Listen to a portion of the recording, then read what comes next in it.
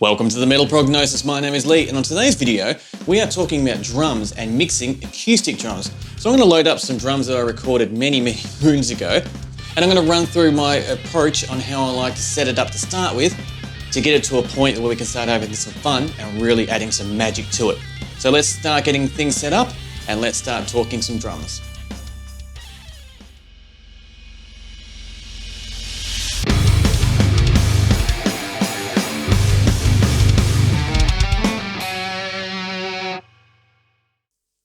Alright, now I've got everything set up ready to go. So I started working on this the other night, which kind of inspired me to do this video.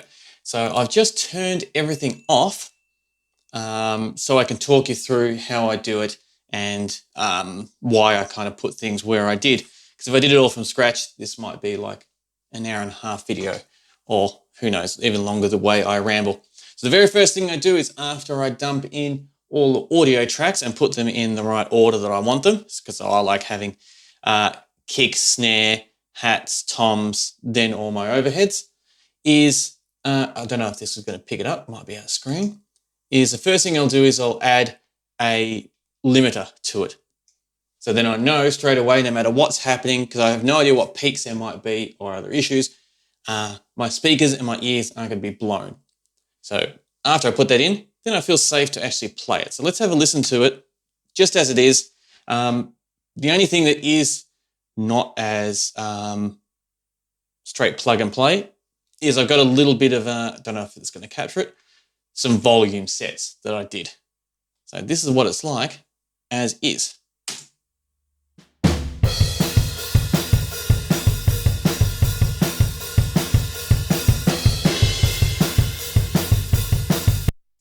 So it's sounding a little bit flat, a little bit bland, but it's well captured.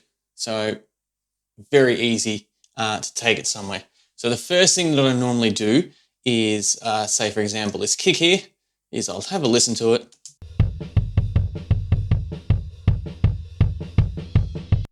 And I'll be like, let's clean it up a bit so I've got something to work with. So next thing I'll do is I'll just add a very basic gate on here. So threshold is, it's pushed a little bit actually, but not too bad. But I've got a very quick release on it to really get that tightness and to get that punchiness really happening.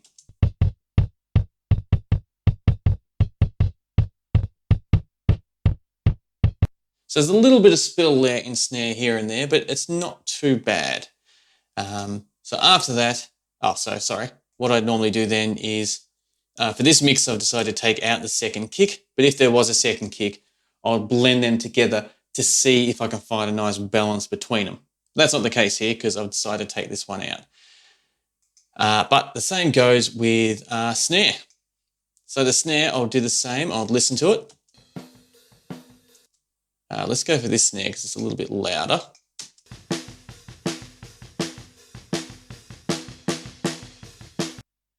First thing I'll do is add in a gate to it.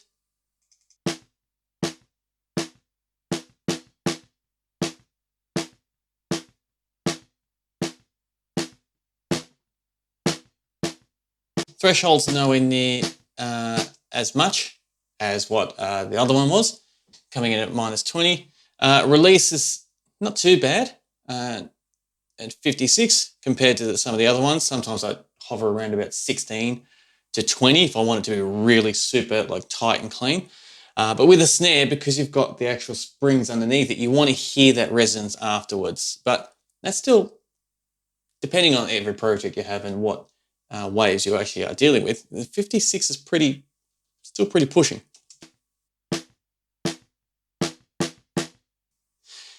So that's sounding good.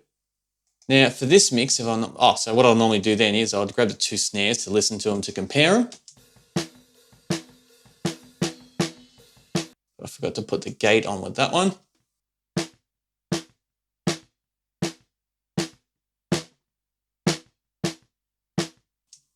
Yes, that's not sounding too bad. A little bit more there actually. Not too much though, Tiger.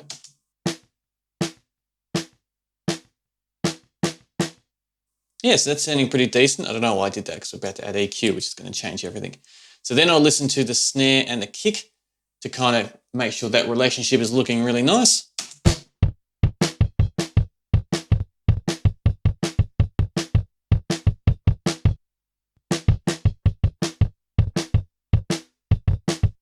Yeah, so that's sounding pretty decent to start with.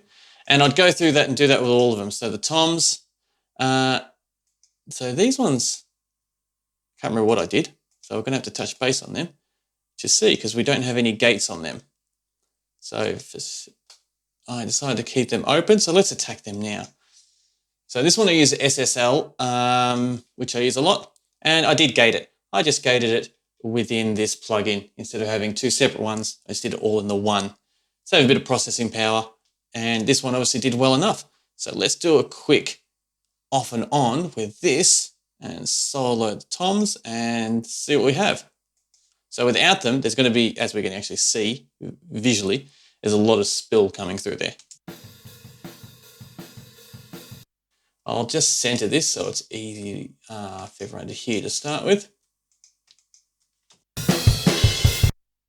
Make sure it's solo, and off we go.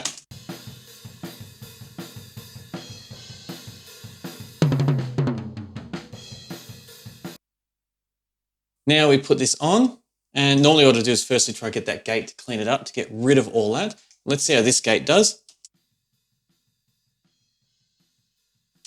The spill is so tiny, you're never going to hear that in a mix.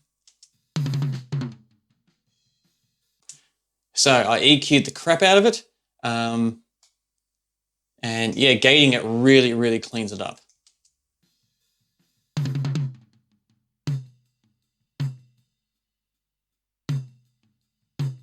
I'm actually slamming that really, really hard with the gate. As we can see, like the threshold is pushed really high. 7.4 on that there.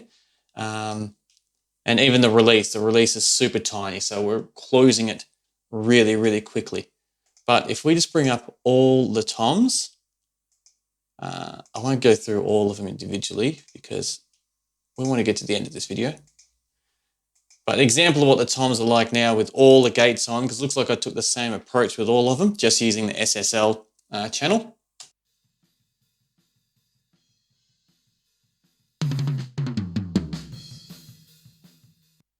So that's sounding really good. Let me just fix up this pan again to bring it back into where it was.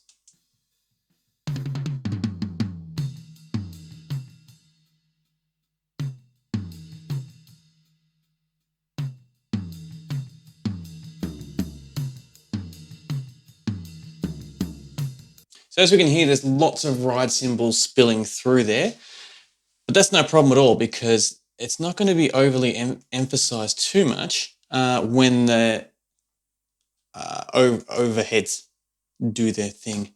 So we've got the ride here. So the ride I kept very open, I think. Yes, I did, because that's just to EQ. So this is what we've got with the ride to start with.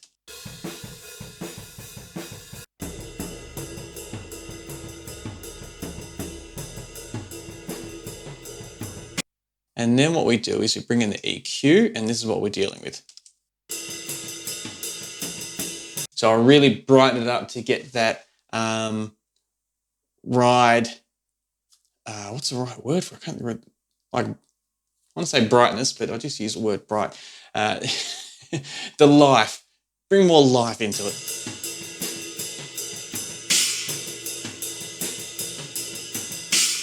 Now I really love that we're not only hearing the ride coming through with EQing it, but the little splash cymbal that we've got is really coming through nicely. Because if I remember correctly, it was about that big, the little splash that the drummer was using during the time. So the fact that we got to capture it like we did is a real, real nice blessing.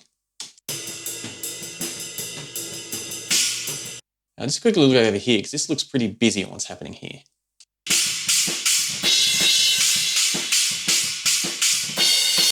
Yeah, so there's a lot happening there with the cymbals, but that's all cool.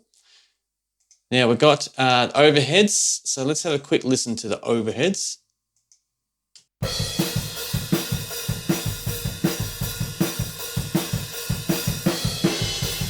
There's definitely no gating there because you want to keep the organicness of it.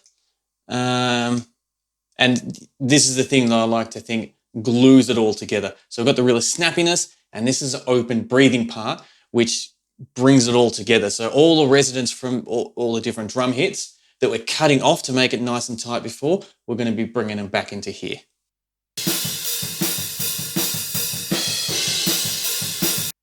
So I definitely brightened it up a lot with the EQ that I chucked through there. So that's cool. And then we'll just have a quick look at the room mics.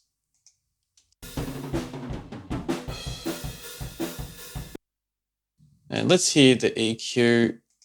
I say let's hear the EQ because I can't remember what I did for these. So, bit of a reminder for myself as well.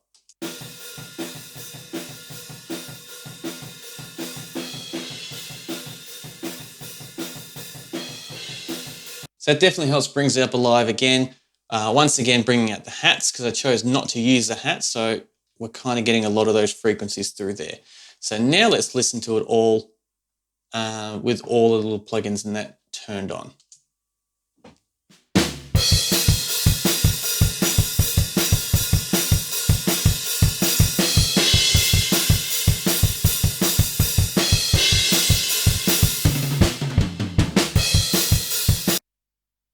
And the other thing I did while mucking around with this is add some bit of EQ to it. So for the kick here, as we can see, oh, we hadn't chucked that EQ on there that I did before as well. So let's put that in. That makes a huge difference. So we get to touch base on that. Or with the snare. So we jumped a little bit there. So now let's have a quick listen to it before we add the EQ in to see where we left it off before.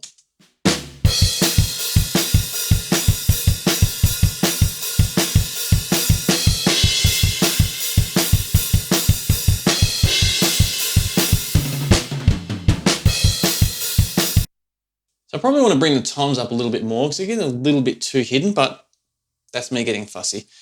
For now, to actually come up with a quick foundation of what this video is about, that is sounding really decent. So let's go back to what I was about to talk about, which is EQ.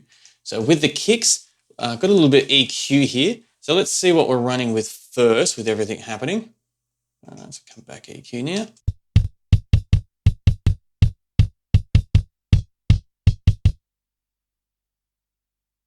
Turn the EQ on. Let's just turn these off so we can see the graph. So there's a little bit of this in the hiss, what I call like the hiss area, the unwanted hiss. So we cut that out firstly with that. It looks like I did a little bit of a booster there. I don't even need a bit of booster. Let's just chuck that booster down because we don't really need it. So that also cleans up a lot of the hats and that frequency sneaking in there. So let's clean that up a bit. And we had 2 and 1 on. So 2 is to help give it that little bit more of a punch because I've boosted the living bejesus out of that.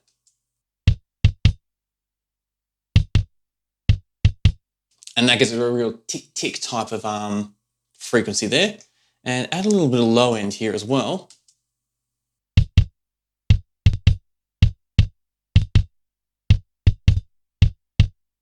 Just to help give it that nice roundness, because especially since we added a lot of this upper mid-range here to give it that tick sound, we also don't want to neglect the bottom end either. So now let's listen to it all. Let's see what we got.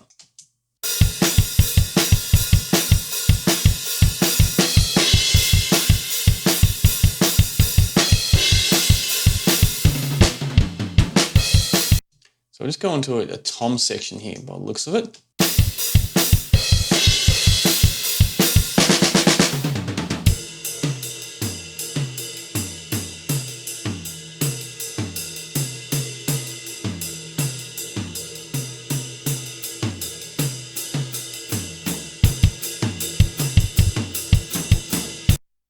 So yeah, that's sounding pretty decent. So as a starting point to come up with the foundation, that is how I would approach it. So I'm going to do my final thoughts here because no need to reset up the camera and everything for this.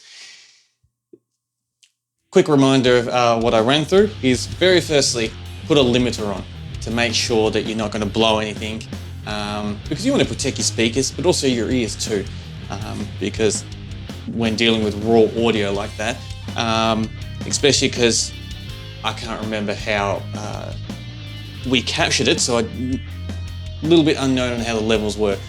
Even though you can see some of the peaks here, you have no idea which ones are really peaking over too much.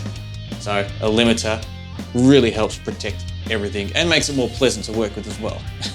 so you can actually hear everything and then fix it from there rather than being a big mush of mess coming through. So a limiter, then I go through my gates to clean up what I want to clean up.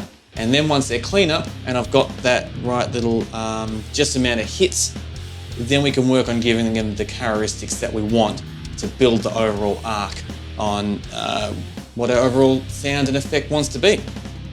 So if I was getting ready for a session, this is pretty much the level I would take it to, and then I'd start working in the bass guitar and guitars and whatever else might be involved, if there's strings or whatever else, whatever dynamics I really want to hit first and frequencies to try blend it in.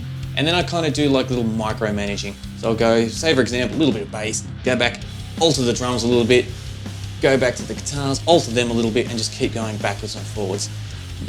That's going off the case if I had everything all here ready to go. If I was tracking this first and then bringing guitars into it later on, a little bit different, but kind of the same overall approach.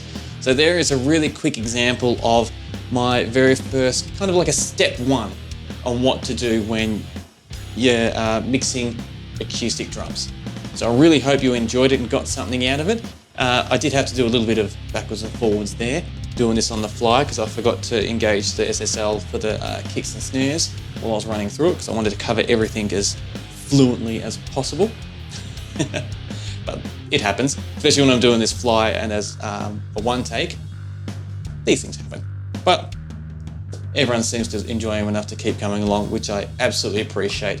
And I thoroughly enjoy our conversations that we have. So I'll be doing a few more little drum ones and mixing ones as well as just different gear stuff, because I've got a bunch of different plugins that I've never used before. So I can do a kind of a, let's have a look at it for the first time together and see how they sound. Or if you've used them before, you can kind of have a laugh at me to see how I try to approach it for the first time to get my head around it. Because, well, the gate that I use here is just the in-house Cubase gate, but it works really, really well. SSL, I've used that for over 10 years. So I look at that and I kind of just know where everything is and how to work it the best way possible for what I need. Always room for improvement though. I can definitely get better at it, but initially, for now, that's my comfort zone on how I like to do it all. So thank you very much for joining me in this conversation. It's lots of fun just sitting down chatting and going through acoustic drums now, because they're a lot rarer now compared to digital drums. So it's always fun. And I really look forward to chatting with you next time. And until next time, please stay safe.